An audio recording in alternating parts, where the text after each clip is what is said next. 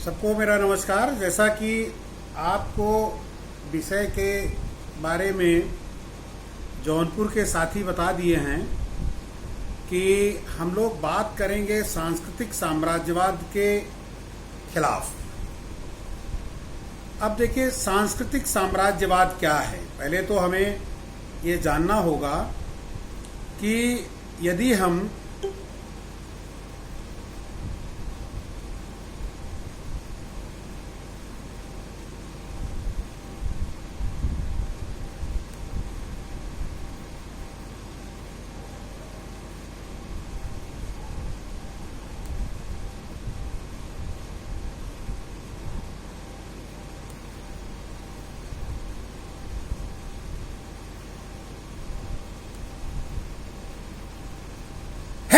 देखिए,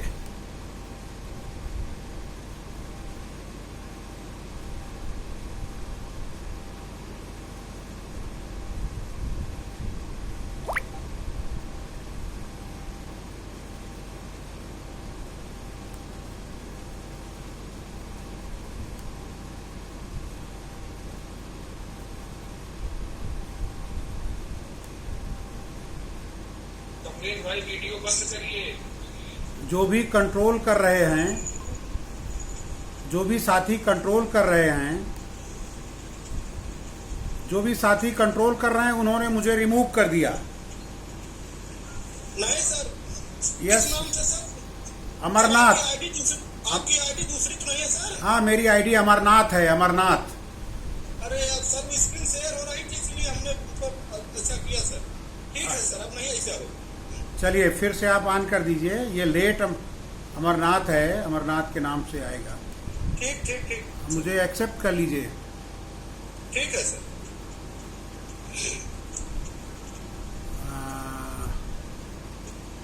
कर लिया आपने एक्सेप्ट? ओके हाँ सर, है बात। ओके। अगर मैं जैसा कि मैं दिखाई नहीं दे रहा हूँ, मेरा बाकी बहुत सारे लोगों का ऑन है, वीडियो ऑन है। देखिए भाई, जो लोग video on, audio video on किए हैं, आप लोगों से पुनः एक बार निवेदन है, आप लोग अपना ऑडियो वीडियो म्यूट कर लीजिए, नहीं तो हमें मजबूरी में आपको मीटिंग से रिमूव करना पड़ेगा। देखिए, अभी भूल बस हमको जानकारी नहीं था, सर को ही हमने रिमूव कर दिया था। स्क्रीन शेयर हो रही। अरे सुनिए जदरूज भाई, सब लोग का ऑफ है, सबका कोई दिक्कत नहीं है, चालू करिए। अरे देखिए, जाह्नवी यादव का भी चालू है, तो किसी का नहीं चालू है। नहीं, बहुत लोगों का चल रहा है, वहाँ सर लैपटॉप लेके बैठे, वहाँ सबका वीडियो दिख रहा है। यस कोई नहीं। अच्छा, ठीक है। चलिए, तो हम बात कर रहे थे कि जो विषय है सांस्कृतिक साम्राज्यवाद के खिलाफ अभियान। बेसिकली आज मैं बात करूं आगे, या बीच में कोई समस्या है? कंटिन्यू करूं? हाँ सर, शुरू करिए। ओके। तो हम लोग बात कर रहे हैं कि सांस्कृतिक साम्राज्यवाद के खिलाफ हम कैसे लड़ाई लड़ें।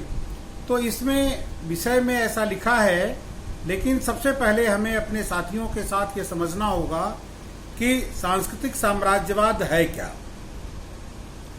संस्कृति का आशय है कि जो कुछ आप अपने जीवन में अच्छा सोचते हैं, बेहतर सोचते हैं, यानी कि अगर आप किसी पर दया करते हैं, किसी का उपकार करते हैं, किसी की भलाई करते हैं, तो आप एक सांस्कृतिक व्यक्ति माने जाएंगे और आपका समाज में सम्मान बढ़ता जाएगा।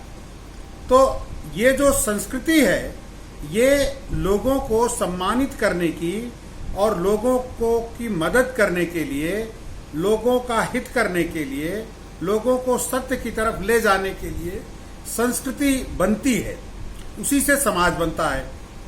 और जो संस्कृति लोगों का हित न करती हो, जो संस्कृति लोगों का नुकसान करती हो, जो संस्कृति लोगों को धोखा देती हो, जो संस्कृति लोगों को डार्क में रखती हो, जो संस्कृति लोगों को फंसाती हो, उनके विकास को रोकती हो, वह आपकी संस्कृति कैसे हो सकती है? यह एक सवाल है जिसको अगर हम ठीक से समझ लेंगे तभी हम ये समझ पाएंगे कि हमारी भारतीय संस्कृति क्या है। जितने भी हमारे महापुरुष हुए हैं सबों ने यही कहा है कि जीवों पर दया करो, दूसरे की मदद करो, एक दूसरे के कल्याणार्थ जो भी काम हो सकता है आप उसको अपने जीवन में धारण करो। कितने लोग ये कर रहे हैं। अभी जैसे मैं देख रहा था कि हमारे जो जौनपुर युवा यादव महासभा का जो व्हाट्सएप पेज बना है उस पर इतने लोगों का जन्माष्टमी के बारे में संदेश आया है कि वो एकदम से कल जन्माष्टमी है और आज पूरा एकदम वातावरण जन्माष्टमीमय हो गया है। तो मेरे वो साथी मुझे क्षमा करेंगे जो लोग संस्कृति को नहीं समझते, जो लोग जन्माष्टमी के अर्थ को नहीं समझते, और ये जन्माष्टमी में आपका रोल क्या है, या जितने भी देश में देवी देवता हैं। अभी आपने पिछले दिनों देखा कि एक बहुत बड़े संकल्प के साथ जब देश में वैश्विक महामारी का दौर चल रहा है, लोग मर रहे हैं, और आज एक सबसे बड़े व्यक्ति, बहुत ही उम्दा शायर राहत इंदौरी साहब का निधन हुआ है। तो हम तो अंत में फिर इस पर आएंगे, उनके लिए सबकी ओर से शोक संवेदना व्यक्त करेंगे, और उस समय हम लोग 1 मिनट का मौन होंगे। तो ये बात तो हम अंत में करेंगे, लेकिन अभी जो हमारा एक चर्चा है, परिचर्चा है, ये हमें हमारे साथियों के बीच में, मैं भी जब गांव में था, बचपन में था, अध्ययन नहीं था, पढ़ता लिखता, वो जो सोशल फोरम की जो चीजें हैं उनकी पढ़ाई नहीं थी, यानी कि जो पाठ्यक्रम पढ़ रहे थे तो उसमें इस तरह से घुमा फिरा करके बताया जाता था कि ये हमारे देवी देवता हैं और इन्हीं की कृपा से हम पास होते हैं, इन्हीं की कृपा से हम फेल होते हैं, इन्हीं की कृपा से हमें नौकरी मिलती है, और इन्हीं की कृपा से हमें संतानोत्पत्ति होती है, विकास होता है, गाड़ी घोड़ा दौलत चोरी चमारी। अब आपका ध्यान मैं सांस्कृतिक विषमताओं की तरफ ले चलने का प्रयास करूंगा कि आप ये देखेंगे कि आप जिनके पीछे पीछे घूमते हैं, सबसे पहले आप उनके चरित्र पर, उनके व्यवसाय पर, उनके क्रियाकलाप पर नजर डालिए, और ईमानदारी से नजर डालिए। बेईमानी से नजर डालने की बात नहीं है, क्योंकि जो आदमी जिसको धर्म कहते हैं आप, और जिसको आप अधर्म कहते हैं, तो धर्म क्या है और अधर्म क्या है? धर्म का मतलब कल्याण है, धर्म का मतलब वो सत्य है जिसको आप धारण करें, और जो असत्य है वही अधर्म है।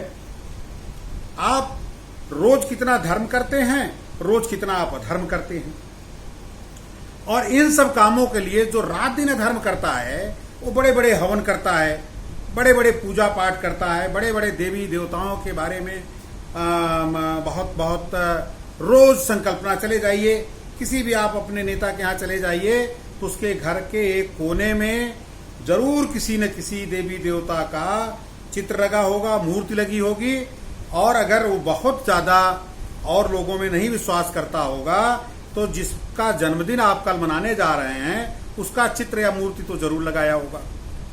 भाई जब आपका देवता देवता है तो उनका देवता कैसे देवता नहीं है? तो अब अगर आप इस झगड़े में पड़ेंगे कि कृष्ण जो है सही हैं, बाकी और सारे लोग गलत हैं, तो ये एक बड़ा टेढ़ा सवाल है कि आप जिस देवता को मान रहे हैं वो तो ठीक है, और वो जिस देवता को मान रहे हैं वो ठीक नहीं है। ये बहस आए दिनों रोज हम लोग इसमें लोगों से टकराते हैं। अब आप कहते हैं कि कृष्ण हमारे वंशज हैं, कृष्ण आपके वंशज हैं, और किसी न किसी के, आपने कृष्ण को देखा, आप कृष्ण के बारे में जो सत्यता है उसको आप जानते हैं। आप अगर अच्छे लोगों को पढ़ेंगे, आप कांचा इलैया जैसे विद्वान व्यक्ति को पढ़ेंगे तो वो कृष्ण की अवधारणा को मानते हैं। जो कृष्ण की अवधारणा है वो पहला ब्राह्मण विरोधी व्यक्ति है जो ब्राह्मणों के धर्म को नहीं मानता। डॉक्टर मनराज शास्त्री लाइव होंगे, सुन रहे होंगे इस बात को, जिस दिन वो बात करेंगे तो और विस्तार से इस बात को बताएंगे। क्योंकि आज शुरुआत हो रही है और हम सांस्कृतिक साम्राज्यवाद की बात कर रहे हैं, तो किसी खास एक चीज को लेके हम बहुत उस पर रिजिड नहीं होंगे कि उसके पूरे इतिहास को हम बताएं आपसे। मैं केवल इतना कहना चाहूंगा इस सवाल पर कि हमें इस पर अध्ययन करना होगा कि जो कृष्ण हैं उनको अगर आप देवता के रूप मानेंगे, वो आपके देवता हैं, और ऐसे व्यक्ति जो अगर वो देवता हैं तो वो महापुरुष कैसे हुए? अब महापुरुषों को जिनको हम लोग जानते हैं, जो हमारे बीच में हुए हैं, जैसे कबीरदास हैं, ज्योतिबा फुले को आप जानते हैं, उनके क्रियाकलाप को जानते हैं, रामास्वामी पेरियार के बारे में आप जानते हैं। इनके बारे में आप क्यों जानते हैं? ज्योतिबा फुले का कौन सा ऐसा काम है जिसकी वजह से आप जानते हैं? रामास्वामी पेरियार का नाम आपने सुना है तो आपने क्यों सुना है? क्या काम है उनका? कबीरदास का नाम तो करीब करीब सभी लोगों ने सुना है, और कबीरदास जो हैं पहले ऐसे व्यक्ति हैं जो ललकार के कहते हैं कि ये जो राम है, अब वो राम की अवधारणा को एक्सेप्ट ही नहीं करते। वो जगत में किसी भी देवी देवता को, और ब्राह्मणों ने अपने लिए सारा ये पाखंड बना रखा है, खुल्लम खुल्ला कहते हैं। और ऐसे व्यक्ति, ऐसे लोग जो इस तरह की चीजों को सहज ले लेते हैं, तो ये मानते हैं कि ये भी राम के भक्त हैं या राम के भक्त हो सकते हैं। मित्रों, ये सारे चिंतक थे, इन्होंने समाज को जगाने की कोशिश की, समाज में जागरूकता लाने की कोशिश की। अब फिर ये खत्म हो गए धीरे धीरे धीरे धीरे, क्योंकि इन्होंने जो जागरूकता फैलाई, इनके जो अनुयायी हुए वो इनके विरोधी अनुयायी हो गए। अब इनके जब विरोधी इनके अनुयायी हो गए तो वो धीरे धीरे, चूंकि उनका नुकसान हो रहा था इससे, फिर इन्होंने क्या किया कि इनके विचारों को धीरे धीरे ऐसा बदल दिया कि वो उनके पक्ष में चला गया। अब आप इस चीज को अगर ठीक से नहीं समझेंगे, कबीर को आप पूर्ण रूप से नहीं पढ़ेंगे, तो आपको फिर कबीर को ऐसे ही वो अपने उनका कबीर का मठ बना करके भी लोग उसी तरह का चढ़ावा, उसी तरह का उपहार, उसी तरह की सारी चीजें उनके नाम पर भी लेने लगेंगे, उनके नाम पर भी भीख मांगने लगेंगे। तो ये जो हमारे महापुरुष हुए हैं, जो तमाम इस तरह के लोग हुए हैं, वो सब के सब सांस्कृतिक साम्राज्यवाद जो था उसी के खिलाफ खड़े हुए थे, उसी के खिलाफ लोगों को जागरूक कर रहे थे। वो बता रहे थे कि देखिए, ये जो धर्म है वो असत्य नहीं है। भगवान अगर होगा भी कहीं तो किसी एक व्यक्ति का नहीं है, उसका कोई दलाल नहीं है। आप अगर भगवान या सत्य तक जाना चाहते हैं तो जरूरी नहीं है कि पूरा जो प्रोसेस है, उस प्रोसेस में, उस प्रक्रिया में, उस सिस्टम में आप किसी भी तरह से हमारे जो सत्य की जो खोज है उसमें किसी मीडिएटर की जरूरत है, तो वो एक विचित्र किस्म की अवस्था है। अब देखिए, ऐसी चीजों के लिए समाज निश्चित तौर पर बड़े जागरूक लोगों की और सजग लोगों की जरूरत होती है, जो समाज में इस तरह का काम करते हैं। आपने देखा होगा, क्योंकि जिस तरह से मैं देख रहा हूं इसमें मैक्सिमम लोग बहुजन समाज के लोग हैं, और सब अगर अपने पीछे अपने दादा दादी परदादा ऐसे लोगों को अगर जानते होंगे तो ये उन्हें